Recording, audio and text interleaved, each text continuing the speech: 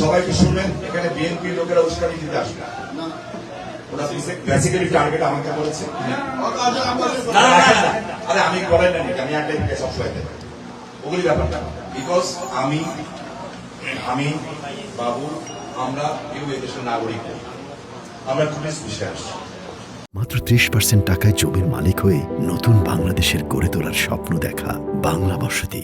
যেহেতু টুরিস্ট বিষয়ে আসছি, আমরা এই শুনেন ভাই দৌড়াইতেছে না কথা বলেন, সমস্যা নাই।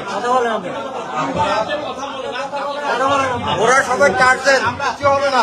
আপনারা কেউ দয়া করে আমি এটা বলতে যাচ্ছি, নাহলে ওরা এই জিনিসটাকে নিয়ে একটা টার্জেন কিভাবে বিজয় করতে হবে আমরা জানি। আপনাদের তো কিছু করতে পারবে না, দেখা যাবে অ্যাডমিনিস্ট্রেশনে বলবে আরে ভাই আমাদের করার না কত